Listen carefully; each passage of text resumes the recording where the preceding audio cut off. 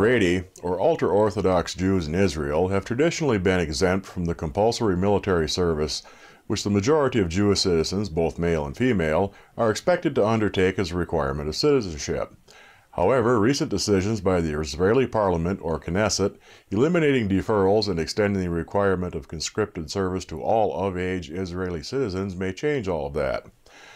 However, the plan is not sitting well with the more than 600,000 Orthodox Jews who make up roughly 8% of Israel's 8 million citizen population. After a recent decision by the Israeli Supreme Court freezing government stipends to ultra-Orthodox seminaries which harbor draft dodgers, over 2,000 young Haredi Jews reportedly took to the streets blocking major highways and the entrance to the city of Jerusalem. Police clashed with protesters who hurled stones and set a police cruiser ablaze. 35 demonstrators were arrested and 2 members of the police force were hospitalized. A Dyna Superglide motorcycle manufactured by Harley-Davidson, which was a gift from the company to Pope Francis, along with a leather jacket, recently sold through the British auction house Bonhams for 250,000 lira, or close to 300,000 euros. The 1500cc bike, which was autographed by the pontiff, had a pre-auction value assessment of 12 to 15,000 euros, and sold for 20 times that amount to an anonymous bidder. The Pope had received the bike from the American manufacturer as a gift last year to help commemorate the company's 110th anniversary.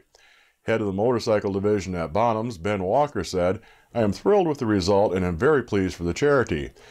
It has been a world record for a 21st century Harley-Davidson and certainly for a Harley-Davidson leather jacket."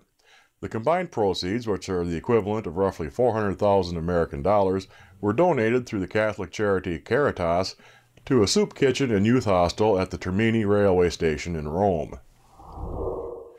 We sometimes see religion twisted in an attempt to justify hatred and persecution against other people just because of who they are, or how they pray, or who they love. These words were uttered by President Barack Obama at the 2014 annual prayer breakfast in Washington, D.C. They were also the focal premise of an address which stressed the president's resolve that promoting religious freedom is a key objective of U.S. foreign policy. Among the nations that the president highlighted as threats to American national security due to their threats to religious freedom, Obama listed China, Burma, Pakistan, Iran, North Korea, Egypt, Indonesia, and Syria. While the president stopped short of calling out those who would further breach Jefferson's wall of separation, he did note the right of every person to practice their faith how they choose, to change their faith if they choose, or to practice no faith at all, and to do this free from persecution and fear.